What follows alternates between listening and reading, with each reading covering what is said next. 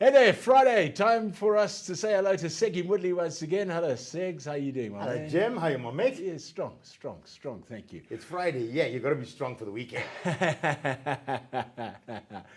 um, listen, let's look at something to do with design of cars, specifically interior design. We haven't discussed this. Well, it's it never comes up too often because the cars today are really, really advanced, and I never ever thought people would actually be averse to the car being advanced. And yes, I understand some of the questions that were asked. But maybe it's us because we're in an older bracket. Yes, yes. I also don't quite get this whole Touchscreen. This whole thing on the left-hand side there. That's that sort of thing you need for teenagers to handle, and they do. They handle it well. Yes. Done. And they can watch the road, use the left hand, and know exactly what they're touching. Yeah. And the reason for that, Jim, is because if we just sat down, okay, maybe the youngsters don't need to read the manuals, but if you read your manual on your infotainment center, we just had a radio. Yeah. You push that button, FM, and LM radio came on, or FM, Springbok, or whatever, yes. Yeah. These days, you can do almost anything with your infotainment center. Yeah. And, as much as some people are averse to that, the people that actually buy the cars these days want it. They want to hook up their Android phone or their iPhone to the infotainment center. They want to just jump into the car, they're all hooked up, slot the coffee into the cup holder, and Bob's your uncle, and away they go. Yeah, you look at, for example, the television advertising that you see around these days for your let's call them your lower end or your entry level vehicle. Yes. And most of the stuff that they're talking about in those TV adverts has got nothing to do with the engine. Yes. It's got to do with how you can put your navigation system. Exactly. And I can link through Bluetooth and do this. Yes. Yes, exactly. And how we can have a conversation with 5 other people driving in 5 different directions at the same time. Yeah, it's true. And for you and I, we want to jump in, get from A to B. Yeah, that's true. For the youngsters out there today, and the way COVID has probably rearranged our lives, they work from their cars. So having all these modern facilities there is 100%. Yeah. So as much as we may be averse to the new setup in cars, it is a necessary evil, if I may put it like that.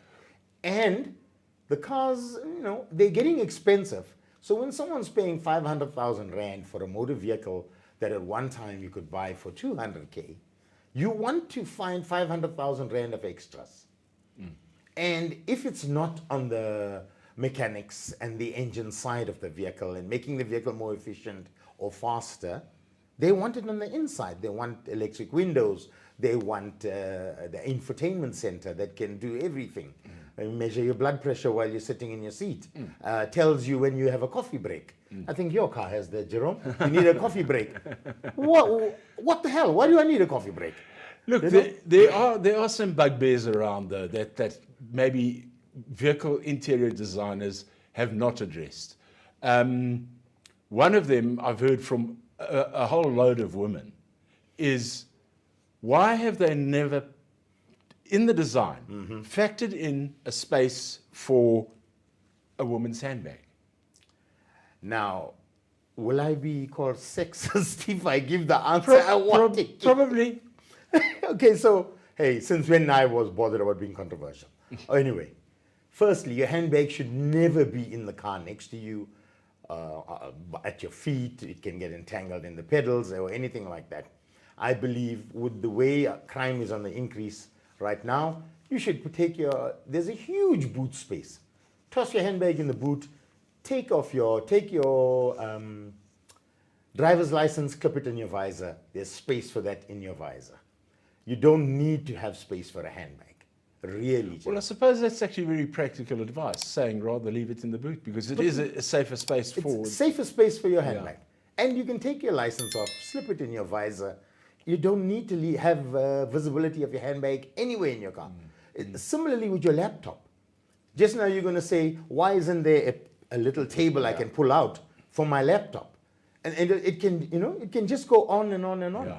But having said that, there are lots of motor vehicles out there and a lot of designers are starting to look at that exact same thing. Place for your cell phone, where you can just place it there and it'll charge without you plugging in any wires. How about how efficient it's become that you can hook your cell phone up via your radio, so you got a hands-free, built-in hands-free kit, so you don't have to take your hands off your wheel. Safety involved, and I'm being dead serious about, and I haven't spoken to any manufacturers to ask them why there isn't a big space for a handbag. I'll tell you what, they're going to turn around and say, have you seen the size of a lady's handbag? There's everything in there, including a little helicopter that she gives to the kid in the back seat to say, okay, yeah, while your time away. So how big a space you going to make it, Jeremy? Now, here's another female viewers as well, is why is it that there isn't a mirror under the visor on the driver's side in most of the SUVs? They presume that because it's an SUV, it's going to be driven by a man, so they put the mirror on the passenger side. But if you looked around and see how many women are driving SUVs, most of the SUVs are being driven by women. Yeah, I think because they're bought because they are now better mummies' cars than sedans. So on the newer models, and I beg to differ, but on the newer models, there are mirrors on the visors. Oh, okay. Okay. Let's just take the new Eclipse Cross that I've just driven. There's everything in there to make it an easy drive. Okay. The heads-up display, and just for the female viewers out there, it has a vanity mirror above on the visor, with a light, may I tell you. Okay. So, you can check your lipstick out at night as well.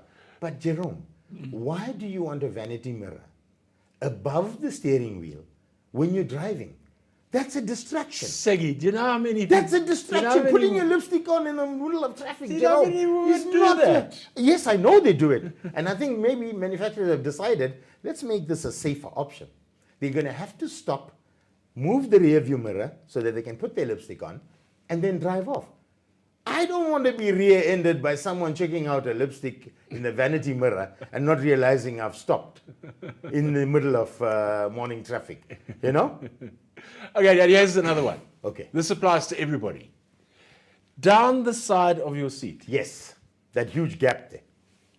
where everything disappears. Yes, everything. Everything seems to fall down there. It falls down there, and then it falls under your seat, and then you can't get under the seat, and you can't get your opener to the front gate for the. Yes. Why has nobody put? I don't know. But as soon as you close the door, two little flaps come up or something. It's beyond me, and it irritates the hell out of me. All right. Firstly, the ease of movement of the seat is most important. When you're driving, you need to be comfortable as a driver. Okay. So having a seat built up directly onto that center tunnel there is not a possibility, because then you're going to say the seat's too hard to move or something like that. Okay. But the idea that there should be something there, and I agree with you fully, because I've just lost my gate remote, like you said. And now to get it out, I've got to probably dismantle the entire seat. Yeah, because the seat is that far from the bottom. You can't put your hand underneath. You can't, and there's cabling and all sorts of Yes, stuff. you don't want to pull any cables off. No. Okay, no, I agree with you. I agree, and that's for everybody. But here's an idea for you. If that's a problem, you can get someone clever has come up with the idea of putting a kind of a little. I know you want to call it a handbag, you want to call it a purse or something that slots into that gap. So if anything falls, it falls in there. And instead of it falling, you can just put it in there. Yeah. But it's designed to take up that space between the seat, and it doesn't affect the movement of the seat. Okay. It is out there. You can Google it, and you'll find it's a space saver or a seat saver. I forget the name now, but it's definitely available. Right, I'll go have a look for Go that. have a look for it. I remember reading years ago, Siggy, talking about design, and this is now general design of motor vehicles. Alan, I'm digging into my memory, and That's hard. That's a bloody hard thing. We need 3 hours for the Jeez, show. Then. tell me that. Jeez. Yes. I think it was the Ford Motor Corporation in America had appointed a new CEO. And he went out and he said he wants budgets from every single department. Yes. Because they were spending money left, right, and center. And one of the things that came back was the designer's dining room, which at that stage, and this is, I think it was in the 90s, Yeah. which at that stage was costing Ford Motor Corporation something like $3 million a year. Just the designer's dining room. Just the dining room, okay. And he said, that's ridiculous. He said, that has got to come down by at least 2/3. And one of his executive directors on the board said to him, just calm down, just listen to me. He said, the amount of money we make and the amount of money that we save in that designer's dining room is phenomenal. Yeah. Because he said, what happens is these guys, they're all creative. Yeah. They go and they have lunch together, and then they start talking about what? Work. Exactly. He said, we have had more designs that have saved us money drawn on the back of a serviette than we've had drawn on any big piece of paper that's sitting in the office. And I believe that. Yeah. And I believe that fully. Yeah. Because that was going to be my answer anyway. That you can't take design, you must remember, very artistic people. They need to have a soft space. They need to have a space where they can relax and work. People like me can work under pressure. I'm fixing an engine. I know that bolt needs to go there. It's done. It's designed already. It's just my pressure to get it in there and make sure it's right, that it's fitting in there. Whereas designers have to come up with new ideas. If you're not in a relaxed environment and feeling free to express what you're feeling, you're never going to get a good design out. And I agree wholeheartedly with the $3 million. They should actually spend more. They would have got better designs. You know, the cars wouldn't have been catching on fire and things. Okay, on that note, we'll leave it. On that hot note. Yeah. Segi Woodley. I won't get you in trouble, will I? As I've said before, there's only one. Thank goodness. We'll catch you next Friday. Catch you next Friday, mate. Okay, thanks, Segi. Thank you as well for joining us on Mansfield Today on this Friday. Have a good weekend. Bye-bye.